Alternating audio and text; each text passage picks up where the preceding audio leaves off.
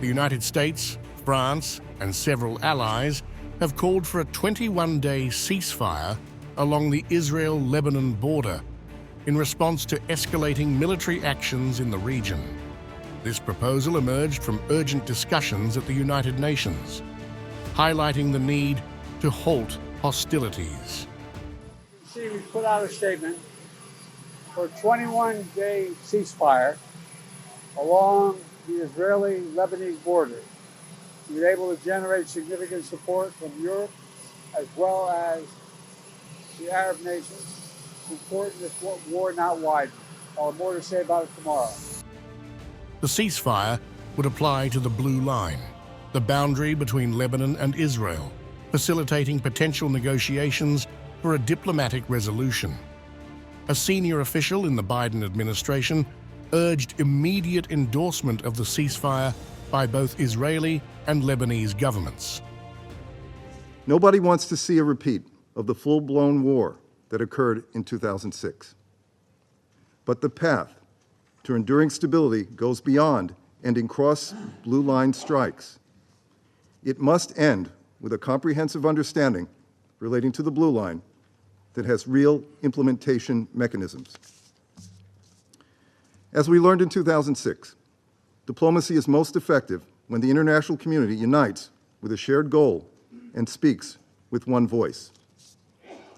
We are working with other countries on a proposal that we hope will lead to calm and enable discussions to a diplomatic solution.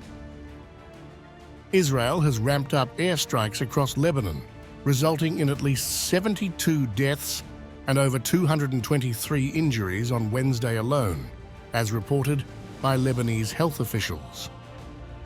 Israeli military leaders indicated that a ground offensive is a possibility, raising concerns about the potential for broader conflict.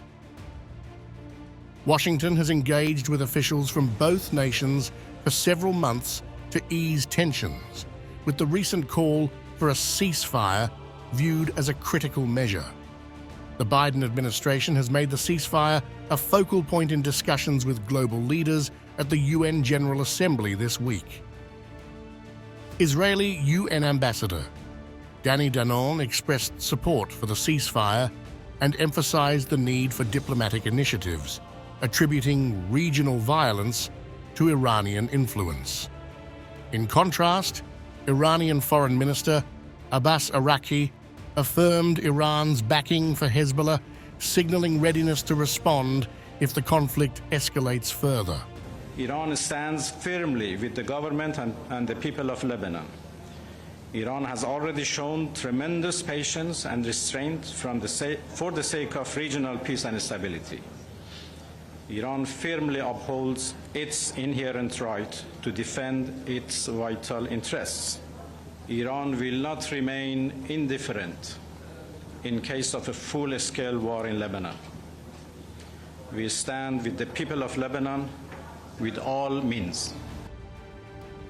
Lebanese Prime Minister Najib Mikati welcomed the ceasefire initiative, emphasizing that its success relies on Israel's commitment to international resolutions. He expressed cautious optimism regarding the feasibility of a ceasefire. I am returning to my country armed with your clear position, but my presence here is to come out of this session with a serious solution based on the combined efforts of all members of the Security Council to pressure Israel to immediately cease fire on all fronts and restore security and stability to our region. The Lebanese people reject war, believe in stability, and work for a future. As the conflict unfolds, Israel's military operations in Gaza against Hamas coincide with increasing violence along the Lebanon border, leading to significant humanitarian concerns. Estimates indicate that approximately 500,000 people in Lebanon have been displaced due to the ongoing hostilities. As Israeli Prime Minister Benjamin Netanyahu prepares to address the UN General Assembly on Friday, the focus remains on de-escalating tensions and addressing the humanitarian impact of the conflict. Israeli airstrikes have specifically targeted Hezbollah leadership and infrastructure, while the group has retaliated with rocket fire into Israel, contributing to a growing humanitarian crisis in Lebanon.